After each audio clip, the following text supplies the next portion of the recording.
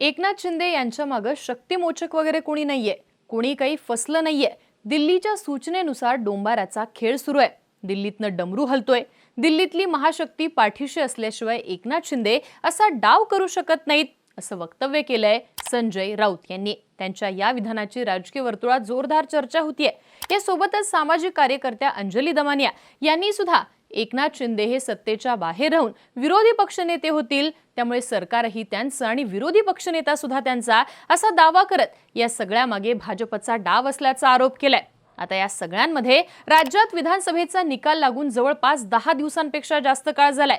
महायुतीला स्पष्ट बहुमत असताना सुद्धा सरकार स्थापन व्हायला वेळ लागत असल्यानं अनेक प्रश्न उपस्थित होत आहेत।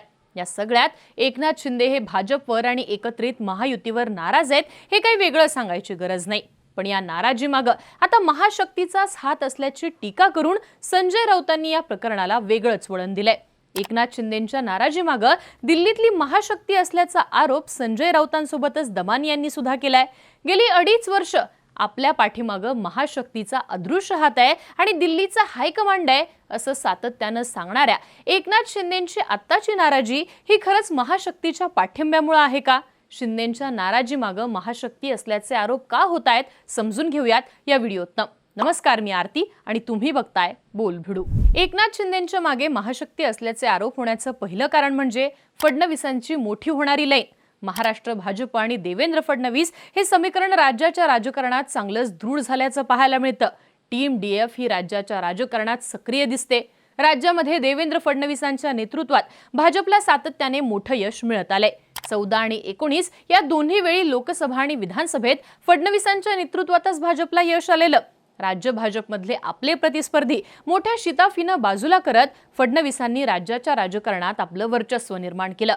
महाविकास आघाडी सरकारच्या काळात सत्तेबाहेर बसावं लागलं असलं तरी विरोधी पक्षनेते म्हणून फडणवीसांनी आपली पॉवर चांगलीच दाखवून दिली।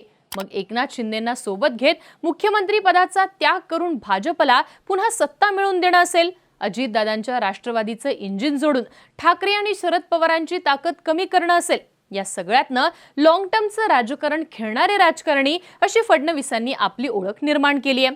फक्त राज्यातच नाही तर केंद्रीय राजकारणात सुद्धा फडणवीसांचं फ्युचर ब्राईट आहे असं म्हटलं जातं। भाजपसाठी मोदींना पर्याय म्हणून भविष्यात कोण या प्रश्नाचं महाराष्ट्रातनं उत्तर देताना देवेंद्र फडणवीसांचं नाव हे देशातल्या टॉप 5 नेत्यांमध्ये यायला लागले। वय आणि कर्तृत्व, नेतृत्व या दोन्ही क्रायटेरियात बसत असल्यानं नेक्स्ट पीएम कॅन्डिडेट म्हणून फडणवीसांचं नाव अधूनमधून चर्चेत येत असतं। आता देवेंद्र फडणवीसांचा हा चढता आलेख दिल्लीतल्या महाशक्तीला खटकत असल्याच्या बातम्या अनेकदा येत असतात। त्यानंतर फडणवीसांच्या राजकारणाला उतरती कळा लागल्याचं राज्यातही पाहायला मिळालेलं। पक्ष फोडाफोडी आणि मराठा आरक्षणावरनं झालेले आरोप यामुळे देवेंद्र फडणवीस बॅकफुटला येतील आणि त्यांच्या राजकीय करिअरला तात्पुरता ब्रेक लागेल असे अंदाज बांधले जात होते।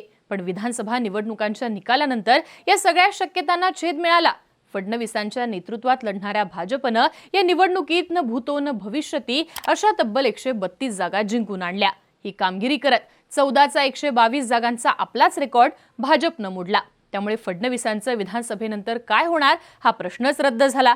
फडणवीस पुन्हा येणारच हा त्यांचा आपला शब्द खरा करून दाखवणार असं वाटू लागलं। त्यामुळेच त्यांचे पंख छाटण्यासाठी एकनाथ शिंदेंना बळ देण्याचा महाशक्तीचा प्रयत्न आहे असं बोललं जातंय। पंख छाटण्याचा हाच पॅटर्न योगी आदित्यनाथ, शिवराजसिंह चौहान, वसुंधरा राजे, येडियुरप्पा यांच्या बाबतीतही लागू करण्यात आल्याचं इतिहास सांगतो। त्यामुळे फडणवीस पुन्हा पॉवरफुल झाले तर मोदींनंतर कोण या यादीमध्ये त्यांचा नंबर आणखी वरती सरकू शकतो। त्यामुळे पंतप्रधान पदाच्या शर्यतीतला स्पर्धक कमी करण्यासाठी केंद्रातली महाशक्ती एकनाथ शिंदेंना राज्यामध्ये बळ देत आहे असा आरोप विरोधक करताना दिसतात। शिंदेंच्या मागे महाशक्ती असल्याचे आरोप होण्यामागचं दुसरं कारण म्हणजे शिंदेंना सोबत घेणं हा महाशक्तीचाच प्लॅन। 2019ला शिवसेना आणि भाजपची विधानसभेनंतर युती तुटली। बंद दाराआड मुख्यमंत्री पदाबाबत दिलेला शब्द न पाळल्याचा आरोप करत उद्धव ठाकरे वेगळे झाले आणि ते काँग्रेस राष्ट्रवादी सोबत जात थेट राज्याचे मुख्यमंत्री झाले।